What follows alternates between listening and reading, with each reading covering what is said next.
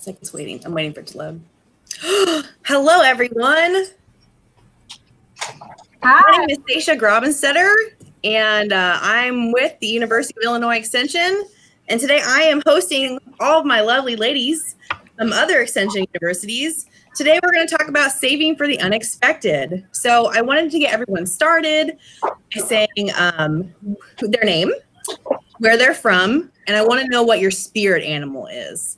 So please, Lindsay, why don't you start? Sure. Hi, everyone, and happy America Saves Week 2019. I'm Lindsay Ferguson. I am the Director of Strategic Engagement here at America Saves, and I'm very, very happy to join this lovely group of ladies who we've worked with many of times. So we're glad to work with you guys again. And my spirit animal would have to be the elephant. They are lucky little creatures, and they sit with me every day here in my office to give me luck.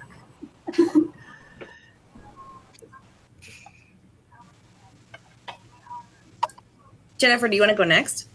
Absolutely. Good afternoon, everyone. My name is Jinnifer Ortquist, and I'm with Michigan State University Extension.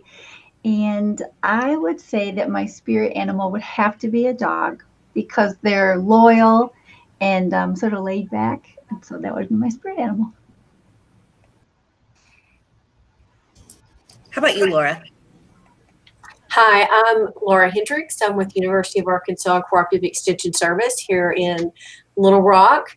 And I took one of those Facebook tests that said my spirit animal was a fox, but I'm not really sure why, because I actually think that my spirit animal might be a razorback. Lorna, I'll let you follow up. All right. Well, I don't have a picture of my amazing spirit animal, but I'm Lorna Wounded Head from South Dakota State University Extension.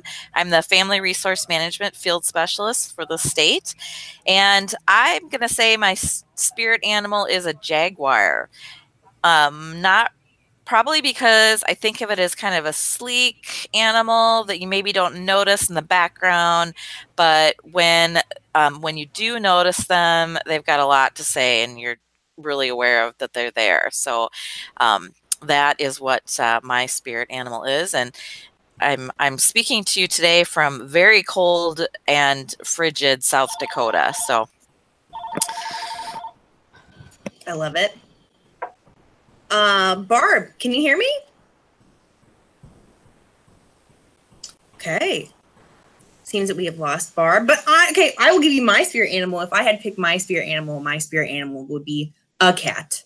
So let's get started with our live panel. So the first question I want to ask is, what do you consider a periodic expense? Lorna, why don't you start? All right. So what I consider a periodic expense, if I was going to define it, is an expense that occurs throughout the year but doesn't happen on a monthly basis. So things that are a periodic expense for me is insurance. I pay that every quarter. Taxes is a periodic expense, and also like a life insurance policy. So I know they're going to happen. And I can plan for it, but it's not happening every month. And something else that I consider a periodic expense, if you are a subscription box connoisseur like I am, I do a quarterly subscription box that comes to my house every quarter. So there's an expense associated with that. That's not a necessity or a need, that is truly a want, but it is budgeted and within my budget as a periodic expense because it only comes 4 times a year. I just have another really good example for a periodic expense that I always tell when I'm working with students is paying tuition, because you're just going to pay that maybe August, January, and then if you have to pay tuition in the summertime, but you plan for it and know that that expense is coming up. And for me, a periodic expense is something I know is going to be coming, and so I will earmark that on my calendar. And as was already given as examples, some might be quarterly, some might be bi-monthly. The first thing that came to my mind was my water bill, because I pay it every other month. What about you, Barb? Do you want to tell us your spirit animal real quick and then tell me what you consider a periodic expenses?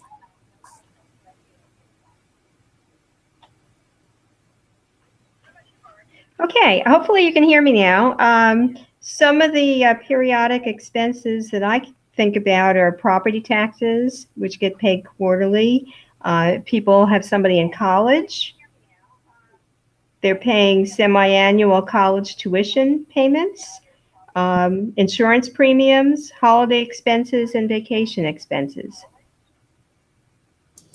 I think those are all great. Thank you, ladies.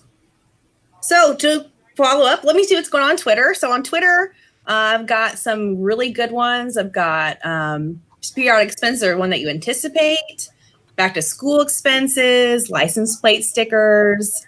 I see one from periodic expenses can be seasonal and not necessarily every month. So some great questions going on over on the tweet chat. So question number 2 for everybody. What are some non-monthly expenses you've paid for recently? For me, unfortunately, an auto repair. My beloved car is getting to be into the vintage status, and so it's in the shop more than I care to report. My son is a senior in high school this year, so some non-monthly expenses that we have been paying are college application fees, paying for senior pictures, getting ready, like making some reservations for the graduation party, and things like that. I've also been lucky enough to have some car repairs too. A lot of expenses. What about you, Laura? Well, we tend to think of saving for the holidays for that one time around Thanksgiving, Christmas, but my family really likes to celebrate any little holiday that pops up, but those are still periodic. So we've had Valentine's Day that we celebrated. Sometimes we celebrate President's Day, and we're getting ready to celebrate St. Patrick's Day. I love it. I love it. What about you, Lindsay? Well, I just became a grandmommy for the second time. So I have to travel for a baptism coming up in May. So that was something that I didn't really plan for, but I had to kind of shell out a couple $100s for a plane ticket.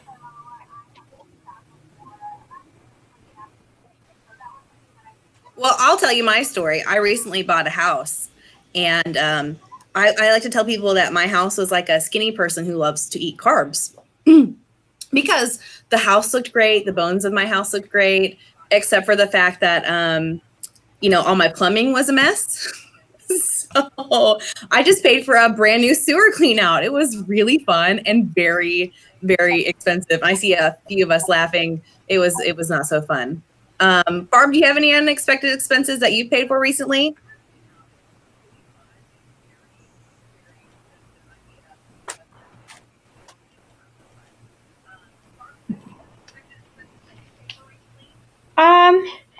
Unexpected, not so much. Expected though, some big ones, non-monthly expenses would be property taxes. I have to pay those 4 times a year. And also some expenses renting a condo here in Florida. That's a big one, renting a whole nother place. Yeah. Well, I think we can skip ahead. I know that everyone's kind of looking at question number 2 right now on the Twitter chat. Carrie Johnson from North Dakota State Extension says that she had recent income tax as a periodic expense, so kind of like Barb. Kathy Sweedler from University of Illinois says, I'm paying for home improvements, which is a periodic expense. And I also see some snow tires and oil for heating from America Saves. So we got some really good answers over in the Twitter. And I love that Laura brought up the holiday kind of things, especially with Valentine's, because I don't have children, but I know my peers that do. They're talking about how they bought gifts for their whole entire class, and then they bought something for their teachers. And I know that can add up. So I think that's something that we all tend to forget. And I'm really glad that Laura brought that up, because that's something that everybody should kind of fit into their periodic expenses budget sheet. I agree with you there, Lindsay. Like, I feel like every holiday gets bigger and bigger every year for some reason. And it's like, my son's in daycare, so I was like, get the daycare workers Valentine's thing. It's just like all these things add up. And I feel like gone are the days where you could just like make a couple cupcakes, like because of different allergies and things. I hear my friends buying like little goodie bags, which those are more costly than, you know, a box of cupcake mix. So just be kind of cognizant of these types of things is really helpful. I definitely agree with you. Does anyone else have anything else to add that they would like to say about non-monthly expenses that they paid for recently? I did forget to mention that my beloved puppy did have some unplanned veterinary expenses. Oh, no. He's fine, and he was rewarded with a lot of treats because he was really quite good, but they weren't expected expenses. That's good. Well, I mean, at least he's okay, right? So that's a good thing. To move on, got question number 3. So how do you find yourself paying for something without prior notice? So do you pay with a savings? Do you pay with your credit card? Is there any other method that you use? I'd love to hear. So I mentioned that maybe a non-monthly expense is paying for the expenses associated with my son being a senior in high school. So a lot of times, because we know that's coming up, we know this is the year, I've just made adjustments in our regular budget to allow for some of those expenses. So they're periodic, not necessarily regular expenses, but I've just, because I know it's coming, I've planned ahead a little bit. For some other things like paying for a car repair, I just use my savings and make sure that I have funds in savings for that car expense, because my car is older but I want to hang on to it a little bit longer, but then I know that there's going to be costs associated with it too. So I'm in the same boat, Lorna. Well, and since I'm kind of in this era of my life where a lot of my friends are getting married, having children, you know, all types of bridal showers, baby showers, weddings. A couple years ago, I actually opened an online account where I do a direct deposit into that account every month for the unexpected expenses that I label as fun, you know, because it is fun and I want to participate, but it is an unexpected expense because you don't always know when that baby shower is or when that wedding is going to take place. So I've opened up an online account with a checking card associated with it and just use that for those expenses. And that's been really helpful for me because it's kind of out of sight, out of mind, and it's only dedicated for things like that.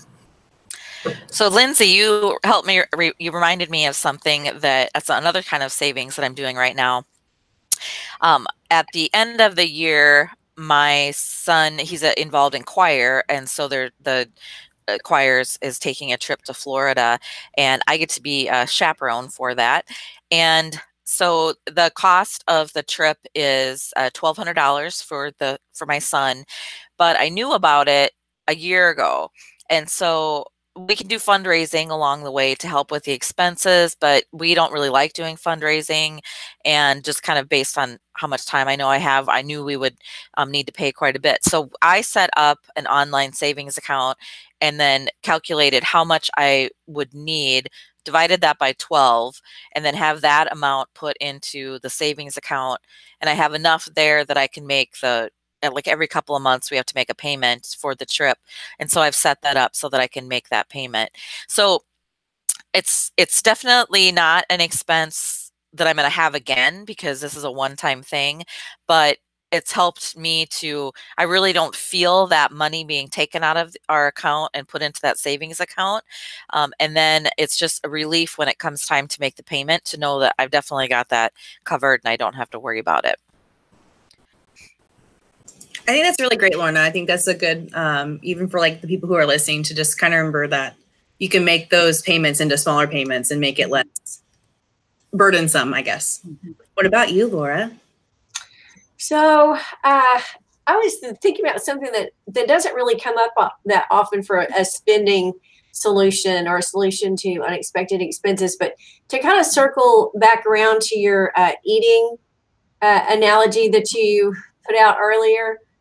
we think about crash diets being bad, but crash budgets are okay to have every once in a while. It'll be hard to sustain for a long time, but there are times when I have something come up, like a car repair, and instead of really fully diving into pulling that out of the emergency fund, I might pay for it out of my regular, what circles around regularly in my checking account, but then work really hard the next couple of weeks to not spend any extra money on anything, so that instead of having to dip into my emergency fund to replenish that, I can just replenish it by cutting back really strictly on everything else for a couple of weeks.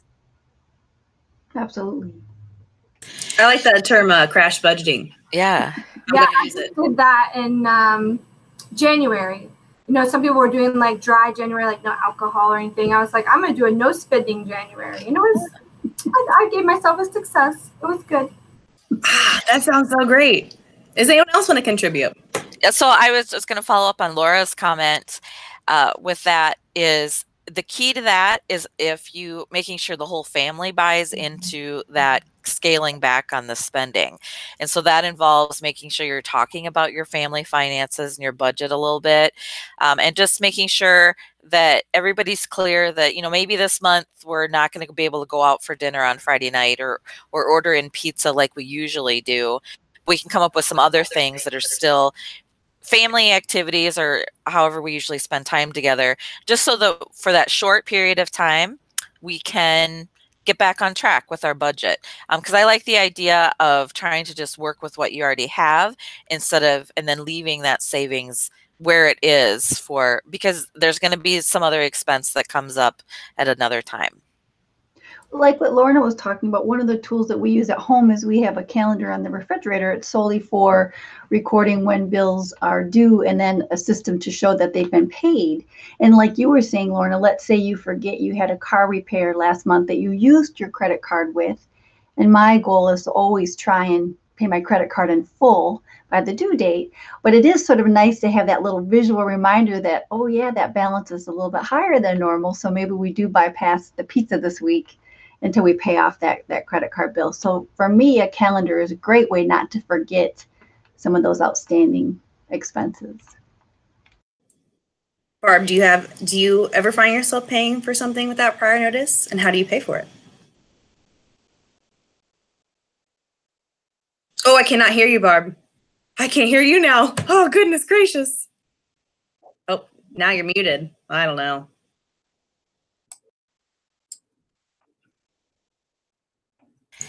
It's probably the sun in Florida is messing with her computer. Or she may be talking about, I saw that she put in the chat about using a points or rewards card to pay for things, and then just making sure that you, in the next month, pay that rewards card off. So that's another option. It works really well for people who have a lot of self-control. Mm-hmm.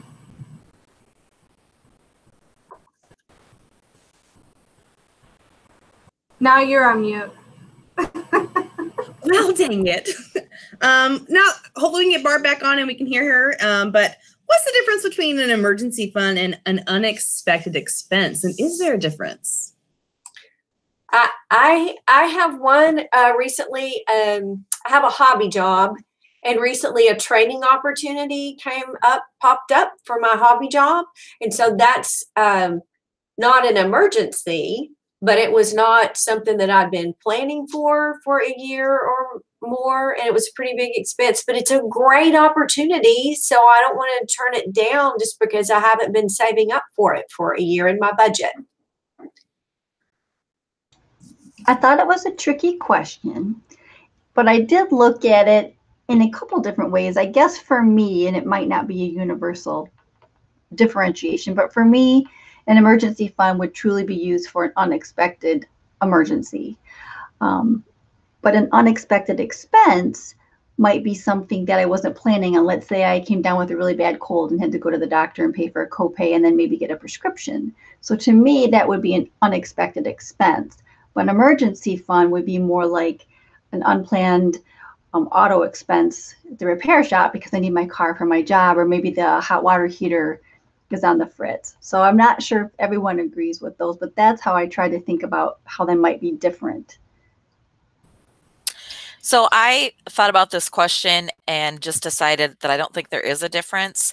I have my emergency fund is just set up for those unexpected expenses that I maybe can't pay out of my regular revolving account.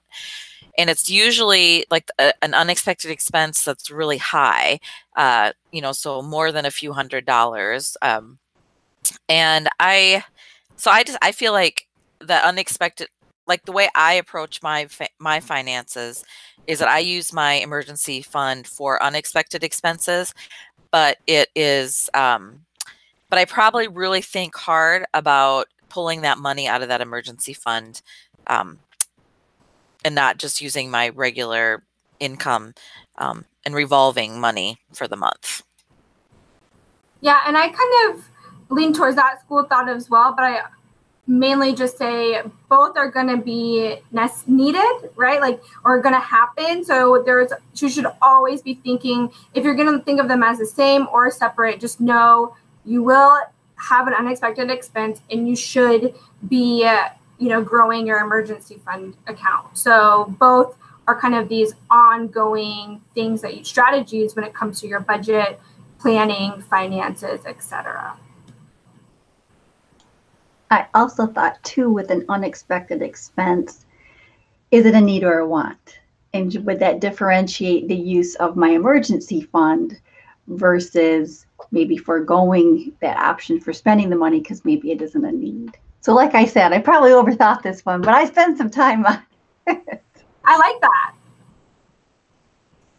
I think it also depends on someone's risk tolerance. So someone who had a really low level of risk tolerance may want to have an emergency fund that was just for those crisis events and not consider other like good kind of wants, unexpected expenses as something that they would dip into that or change that safety net for. So they may want it to be separate things. I'm pretty comfortable having a bigger unexpected expense fund and using that to cover some of the positive things that might pop up in the year. So again, risk tolerance. These are all great answers, ladies. I'm not gonna lie. These are exceptional. I know writing these questions was difficult for me, but I'm gonna check out what's going on Twitter if you guys don't mind. So over on Twitter, we asked the question and Barb switched over to Twitter, and that's totally okay. And she said that an unexpected expense is for people to set aside emergencies funds for events that can differ in the degree of unexpectedness. So that's a good answer there. I've got one from Connecticut Families and Finances. It says, my view of emergency fund is a larger unanticipated expense.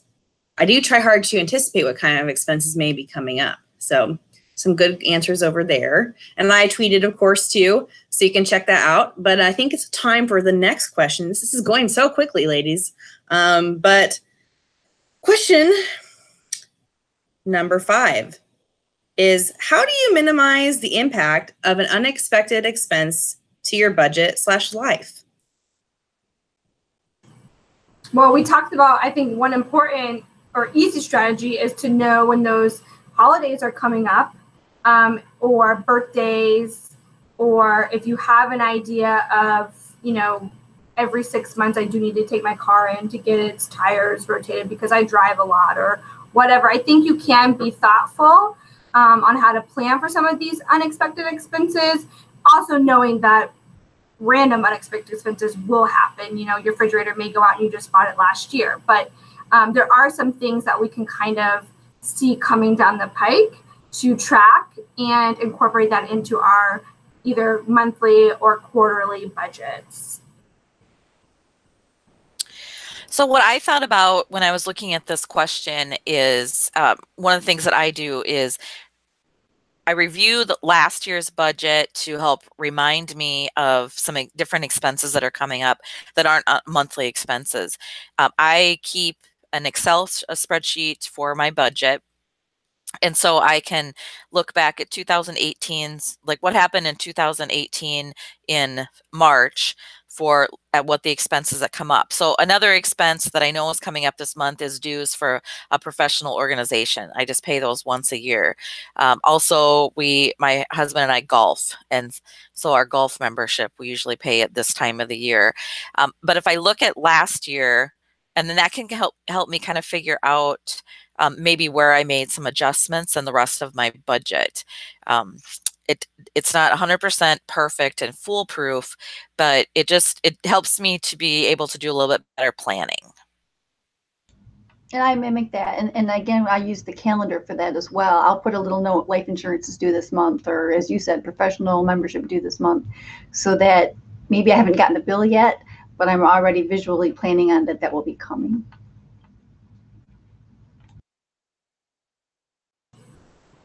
Yeah, I think those things take a little bit of extra time, which sometimes is hard for us to sit down and like really dedicate looking 12 months back, even 48 months back to see, you know, what may come up. But I think once you can take a look at those, it does help you become a little bit more prepared.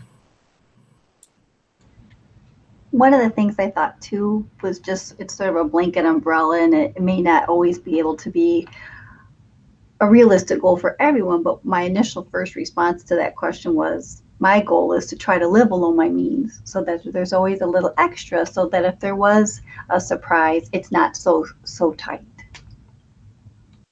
And I would add to that a general rule of thumb is to have an emergency savings fund of anywhere between 2 and 6 months of expenses. So enough money in your actual designated emergency account to cover between 2 and 6 months of expenses in case something happened, if you needed to pay your mortgage and your car payment and your utilities without your paycheck for a while, you could. So that's a rule of thumb. If you're starting from zero, that's kind of a hard place to imagine. So we usually start with a smaller goal of around, $500 and then 1,000 and then 15. But that enough to cover 2 months of expenses. Sometimes having that rule of thumb to fall back on can give us another option, or give people who are trying to budget another option besides trying to anticipate every possible negative outcome that could happen that they might want to have savings to cover. So that's the reason we have those kind of easy to use guidelines in planning for emergency funds as well. So I do a lot of presentations to college students, and one of the things this past year that I've really tried to stress is have students track their spending so they know where they're at and how much they're spending on everything, but also to develop that emergency savings. And I really encourage them to have about a $300 or $400 emergency savings fund, mainly because they don't have those regular monthly expenses, especially the college students who are living on campus. And they may be able to go the entire month and only spend a few, $100 or so. But if that car breaks down, if that computer crashes, if they drop their cell phone and need to replace it, I feel like that $300 to $400 amount will most likely help them out in enough to help alleviate or to be able to deal with that emergency. And also, it's probably a number that might easily be attainable and it's a little bit more concrete than thinking in terms of, what are your living expenses? So for the college student group, that I try to give them that specific number to work towards.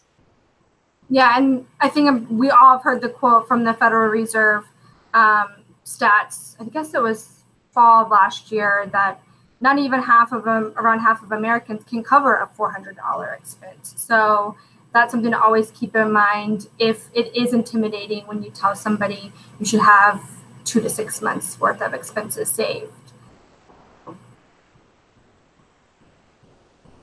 I think these are great answers, ladies. I think the way I answered this question in my own tweet was about like my husband and I have fun money. And so, or we call fun money. Some people call it mad money. I don't really know what other people call it.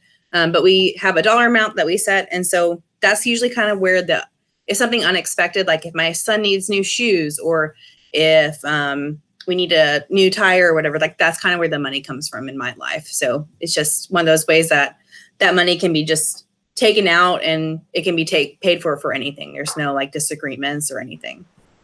So now, oh, sorry, I'm just going to plug. Oh, no, go ahead. Follow up. Since we were talking about tracking expenses and how that can help you be better prepared for some of these periodic and unexpected expenses, I'm sure a lot of people are aware, but if you're not, there are tons of free budget trackers available. I'm pretty sure almost every financial institution has one. Your credit cards have one. There's ones that you can use for free online. So I think if you have a hard time of going back and writing things down or making Excel spreadsheets, there's easy ways to do that, programs out there to do it for you. And I'll do that too. Like when I was doing my 1 month no spending challenge for January, I looked back at what I spent last January and was able to kind of really quickly see instead of me having to input and do math. So take advantage of the free resources that are out there and start first with your financial institution or credit card, because I would guarantee you they have one. And if you are using, I'm sorry. No, you're fine. I was just going to say that was a great lead into kind of like what the next question's about. So what strategies do you utilize to prepare for the next time an unexpected expense comes? So I think trackers, that was great, Lindsay. Jinnifer, if you'd like to follow up, I think that'd be awesome. So sorry about that. I was just going to say that sometimes folks are either very pro using other forms of shopping like credit card or check, or some people like to just use cash. So if you did do a lot of spending with cash, then saving receipts would help with tracking, because cash spending can add up quickly, as we know, and it might not be captured in some of those wonderful resources that were mentioned. So the method of payment that we use, we can't forget that if you just buy things with cash, make sure you count that too.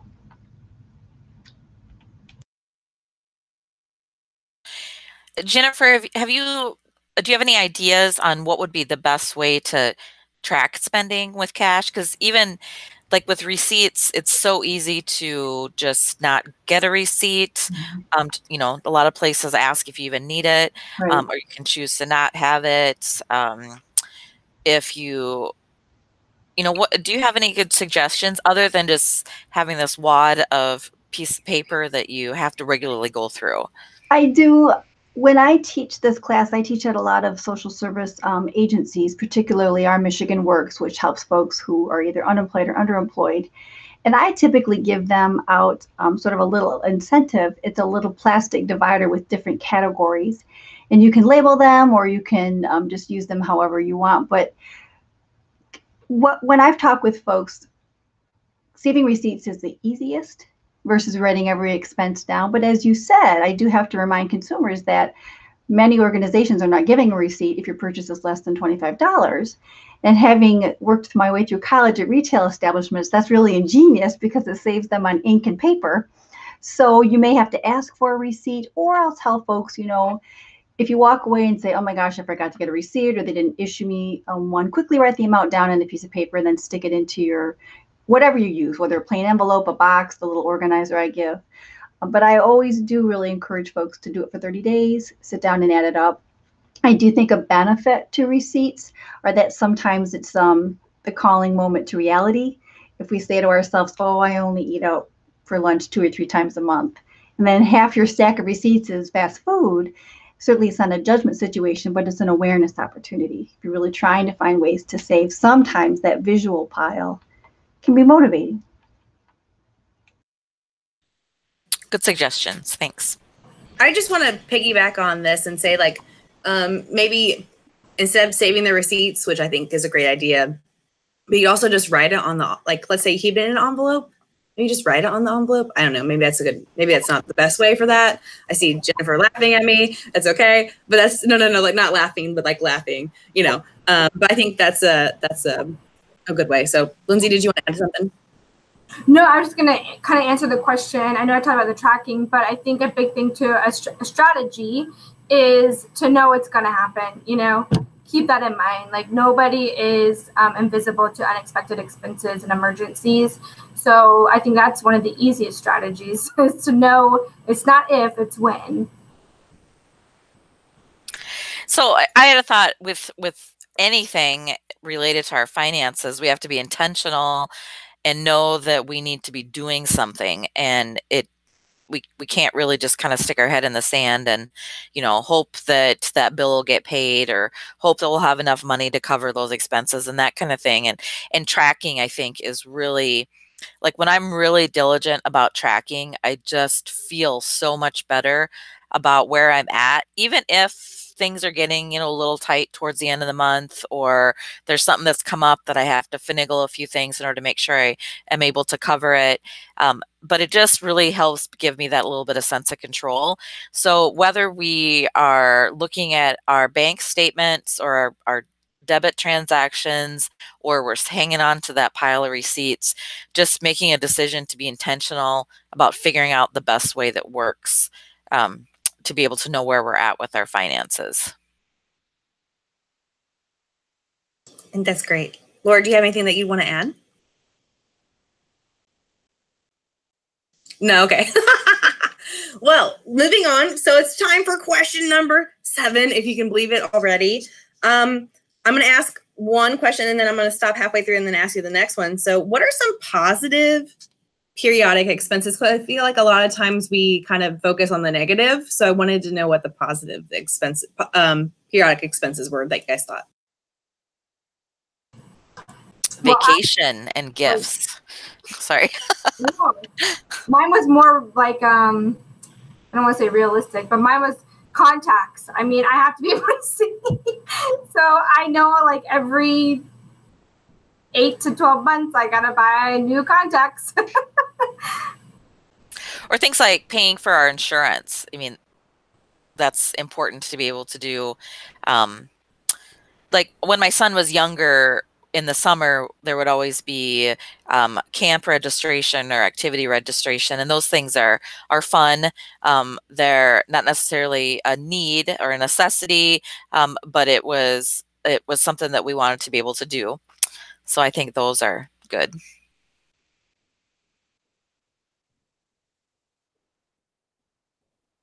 Concert tickets popped into my mind. It's not, you know, something I do every month, and it's not, yes, something you would plan for like your property taxes. But I know that once or twice a year, there's going to be some concert come through town. That's something I would really love to see. So that's a positive kind of unexpected expense when that pops up. And then I mentioned, you know, learning opportunities. To me, that's fun. Learning opportunities, like I said, in my hobby job, there's a chance for some continuing education, and that came with a price tag, as most things in life do. Travel, learning, entertainment, those are all fun, positive things that come with price tag that are often unexpected. I just wanted to say, we actually had a question in our chat on our YouTube live, and it asked us, it's from Bryce Jorgensen. Oh, I cannot speak. It says, do vacations or holidays count as a periodic expense? I think that we kind of covered that, especially because that was the first answer. It's like vacations. Like, to me, yes, that's a periodic expense. So that was a great question from Bryce, and we appreciate him jumping on. Anyone else have anything to add about positive expenses? I wrote dentists, like going to the dentist, and then I put LOL. You were with me with like contacts and like, because I think vacations and things are, for a lot of families, are periodic, but for some families they're not. You know, it's more like something that happens every 2 years or something. You know, so I was thinking, I gotta see, my peepers need some help. Some people are saying online. So I've got. From financial wellness, it's from vacations or treating yourself, that you've had something that you've had on your eye that may be unexpected but are fun.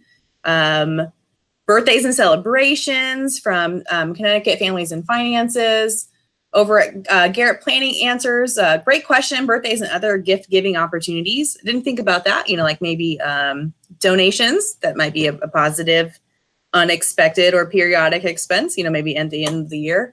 But these are some great life events, you know, that just kind of happen. They're exciting. You know, maybe you didn't know about a wedding till it's like at the end of the year, New Year's Eve. That might be fun. I don't know. Just throw that out there.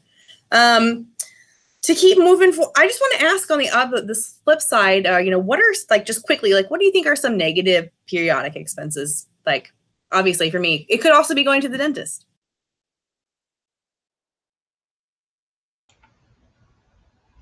Unexpected home repairs or car repairs, something that, well, for example, we have a roof saving fund. We're going to need a new roof. And what I always joke about with my family and friends is that, it's so expensive, and when we do it, it's not shiny. There's no bling. It's not like we could wear it, So that would be a bummer periodic expense. That was good. Because you're right. You're kind of like, I'm putting all this money away. I mean, yes, it's protecting you, but it's like, what am I getting out of this? You get a brand new roof that doesn't leak. I mean, okay. Well, does anyone else have anything to add before I move on? No, I'm just kidding. Okay. We do a lot of them. It's like, car repairs, usually a bummer if your car breaks down, plumbing problems, if appliances go out, all of those health issues, taxes. Taxes. Yeah, so we've in taxes and insurance, we've covered most of those, more mundane or unpleasant periodic expenses. Yeah, those are good. Those are good, ladies. I appreciate it. So question number 8 asks, and this apparently is very controversial, so I'm going to ask it with my controversial tone. Should savings always be used to pay for unanticipated expense?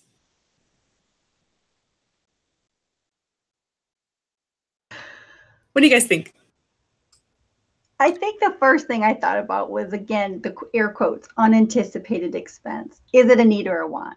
For me personally, that often dictates on how I pay for it.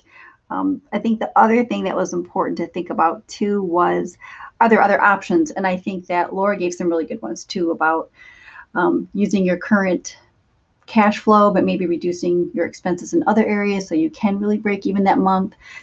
And then even the notion, if a person did have a credit card, can you put it on a credit card but pay it off by the due date so that you're not penalized with carrying a balance in the APR? So those are the reasons why I thought it was highly controversial. And Jinnifer, if it's a cashback or some kind of rewards credit card, I mean, for consumers who are really self-disciplined in the way they spend their money, there are some benefits for putting an unexpected expense on a cashback or rewards card. But like you said, you have to be able to pay it off before those finance charges kick in.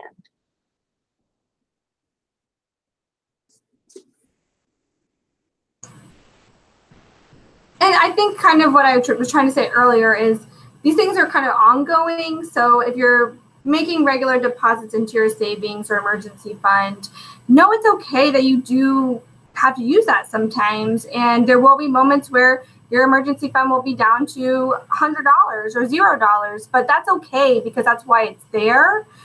So I think that mindset helps me, because you see that money and you're like, oh my gosh, I did so good saving all of it. And then it's like, oh gosh, the expense came, and you kind of want to beat yourself up because you had to spend the money. But think about it, that money was already there. So that's kind of a fluid thing that's helpful.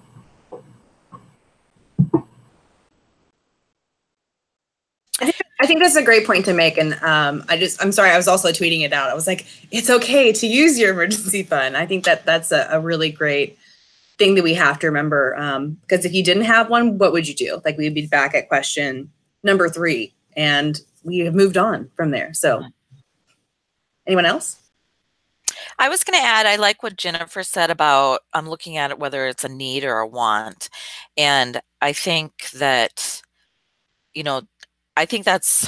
know for myself, it's difficult to really separate the need from the want. And I think if we've spent a lot of time, and it's really important for us to have that emergency savings as a cushion in terms of our finances, it's a little harder to write that check or to transfer those funds from that emergency savings if it's not something that absolutely has to be taken care of.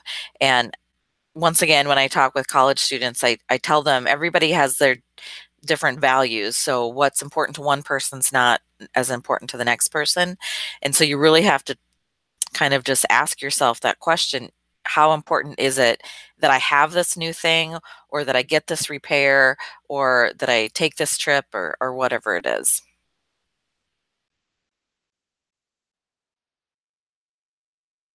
I think that's great. Thank you. I love all these answers. These are so good. Does anyone have anything to add before I move on to question number 9? We're going to 9. Almost there, ladies. Almost there. So I think we could probably discuss question number 9 for a long time. So I'm just going to skip forward to it. How do you save money? Also, what strategies work for you?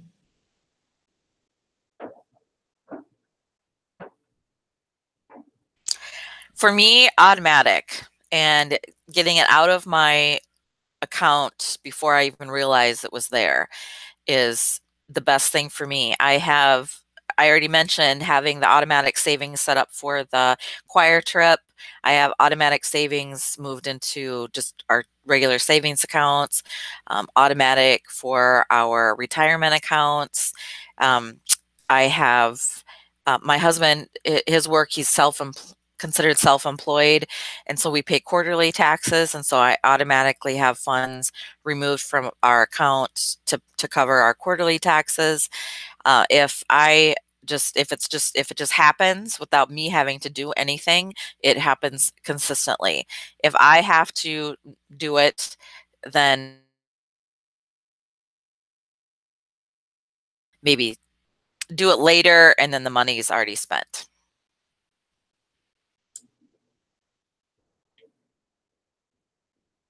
So I think that's a great tip, Lorna, and that's one that works for me really well too, and to have separate types of savings accounts so that that unexpected savings is separate from maybe saving for a new car or some other kind of savings account.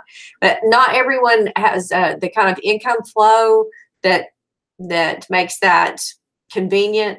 So windfall savings is another great tip to use, and one that I use as well. So planning in advance, knowing when you have some kind of windfall income, that a portion of that is going to go into savings. And then the other thing for me is I call it a hobby job, but I have 2 jobs. So I have like my main day job that covers most of my expenses. And then I have another little hobby job that I have a little extra income from, and incorporating that into a budget so that it pays for some of those extra kind of unexpected things. And then I think the other trick to making that saving automatically work is to be living, and somebody mentioned this earlier in the chat, in the discussion, is living within your income. So not maxing out your income every month. You have to find that money in your budget to save, to be able to do that, to be able to put back on a regular basis. For me, it's sort of a culmination of many of the things I've heard already. I think about the word being intentional and having the automatic separation from my paycheck into certain accounts like we talked about. So for me, sort of a header for that would be, for me, savings is a non-negotiable. How much ever I can save, but I treat it with the same significance as a bill. So that way it becomes a priority. And there's the national slogan that many of us have heard, pay yourself first. So for me, that's pretty strong. But I also think too, some other strategies that I use to either help me achieve my goals or maybe expedite my goals are things like using coupons. And coupons are not just for groceries, oil changes, dry cleaning, movie tickets. Also other things too, certainly personal preference, but sometimes I have found great finds at thrift stores versus paying the full market value at a particular store. And the other thing too, I think, and you can certainly get these online, but budget allocations of household expenses. Am I making sure that I'm sticking sort of within a recommended range for certain things has helped. I currently live in a state that was really hit economically hard during the 08-09. And so job instability was something really common for many of us here in Michigan. So having gone through that personally even, I think has helped me change some of my values about how I look at money and savings, whereas savings before may have been more of a luxury or a goal is now much more of a priority because of some of those life events. I love all. I thought those were all good. I mean, I agree with everything that people are saying, but I think going back to the basics of making that commitment to yourself is really important. And, you know, here at America Saves, we have the America Saves Pledge, which truly is that moment where you can sit down and say, I am going to start saving, and I'm going to save for a specific goal. I'm going to save a specific amount every month to accomplish that goal. And over this period of time, you know, I will save successfully. So I think all those strategies are great, but, you know, you have to remember that you have to make that commitment to yourself. It's just like exercising, dieting, improving a relationship. If you don't say you're going to do it and make that commitment to yourself, it's not going to happen. So, or you'll struggle, you know, you'll be less likely to succeed. So I think writing it down, making that plan is step number one and one of the most important strategies. And then you can sprinkle in all the fun things like coupons and thrifting and all that stuff. And you're absolutely right. And I don't think we've really talked a ton about financial goals and how important they are, but like you said, the two important pieces of any financial goal is your time frame and how much you want to save, because they have to match. If you want to take your family on a special cruise and you want to do it in 6 months, the goal may be perfectly fine, but your time frame may not match your ability to save that amount of money. So then you may have to look at adjusting that time frame. So you're absolutely right. Goals are great, but unless they're tied down to specific steps, we often set ourselves up for sort of discouragement or failure. I think that's a great point. Remembering, you know, when you make a goal, to make it SMART, you know, specific, measurable, agreed upon, realistic, and the time of how a goal works. I wanted to just like throw in like that piece about Laura was talking about the windfall savings. And, you know, recently I lost both my parents. And when we did, we inherited this money. And so my husband and I had like a real sit down about what are we going to use this money for? And that was a difficult conversation, you know, to have about like, where does this money go and what's important? But I also wanted to make a comment about, you know, how do you save money? Like I save money in my retirement accounts right now. Like that's where the money goes. And I feel like if you have a 401k and you're not utilizing that match, that free money from your employer, you're missing out. So whether you're a young millennial or even an older adult who hasn't decided to get into their 401k, like that's money that's another way to save outside of just like the regular savings that you have for emergency fund, those unanticipated expenses. But just wanted to throw that in there too. Well, this is the last question, ladies. The last one, I promise. And then I will stop with my horrendous hosting. Number 10 is, what is your number one savings tip or advice? I'd love to hear this. Well, for me, in savings and all of financial management, the number one tip is to find your motivation, because I think the purpose of money and all of the resources we have are to create the life that we imagine for ourselves. And really that's what gives us the energy and the commitment to create a budget and stick to a plan. So I think it all circles back around to find your motivation. My tip is maybe a little more narrow focused, but for me, if I'm on track with tracking my spending, then I get that sense of control. And I think I've already said this, but it really, for me, it's that feeling like I have control over my finances instead of finances having control over me. And if I'm tracking my spending and I know how much I have to spend and I know what expenses are coming up and can be able to do some planning and be real intentional about making those decisions, that works best for me. And so if it's just really know where you're at with your finances by tracking. And it gives you such confidence too. It does.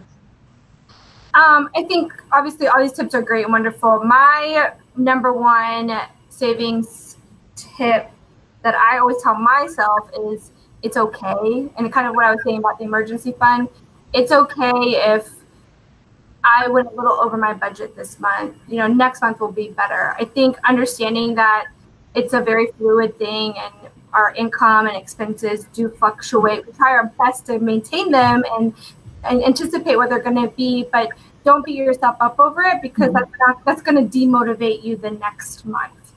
And that just works best for me because I put a pressure on myself. I have these really expansive goals, and if I'm not meeting it, I get mad at myself.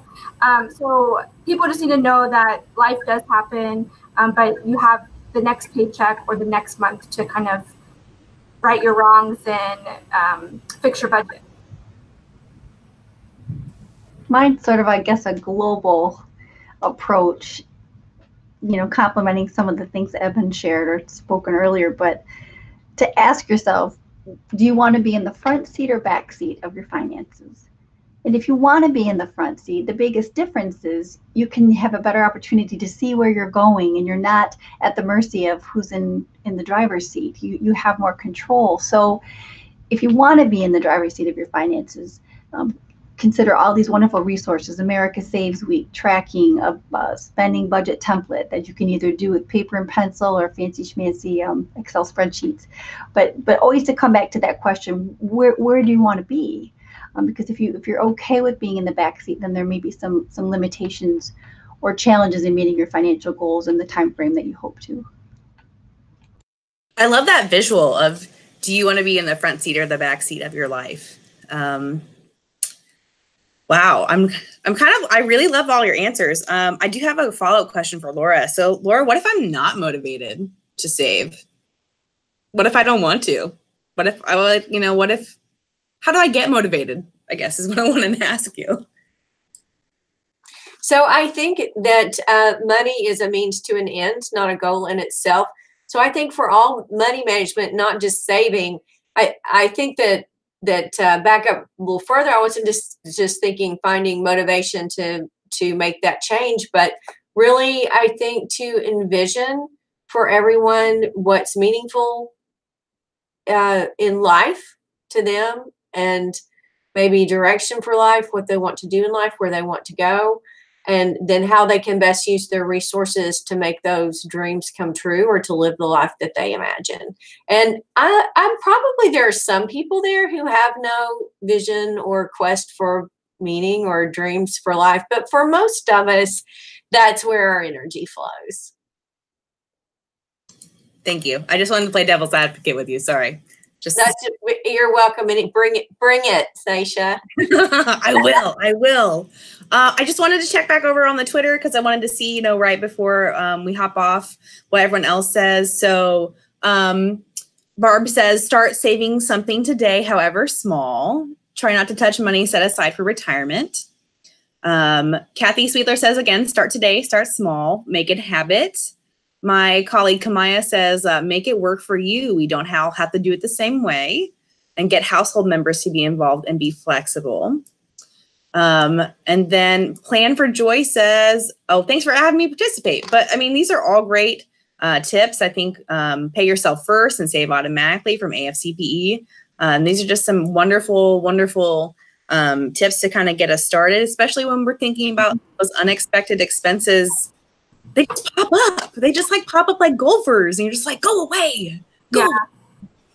And I think something else, as a strategy, one more extra tip, take advantage of these free, there's some incentivized savings accounts out there. I mean, just look around. I'm not going to name drop, but take the time to look and see, because a lot of these online savings accounts do have pretty high interest rates for savings accounts. So take advantage of that. There's some apps where it rounds up your change and puts it into a savings account. And what motivated me years ago when I made a commitment to save was seeing that little bit grow. And it is hard to get there, right? It's very hard. But if you can find easy ways to speed that up a little bit, like a higher interest savings account or a program that does round up your change, I think you will get that motivation and empowerment a little bit quicker. I did forget one.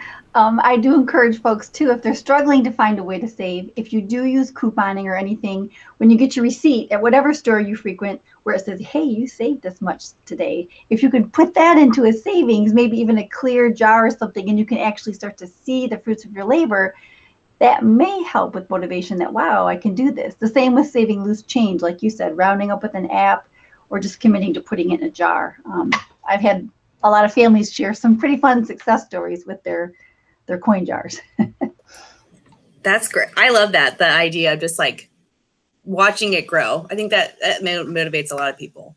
Well, ladies, thank you for today. I want to tell you I appreciate your time so much. We've had a wonderful set of questions and wonderful answers. Twitter chat's been on fire. We hope that you will have a great day, that you learn something new, that you'll follow us. And if you have questions or comments or concerns, you can find us online, or but also take the America Saves pledge, because it is America Saves Week. So we had to throw it out there. So, okay, thanks everybody. Bye. Thank you. Bye. Bye. Thank you, ladies.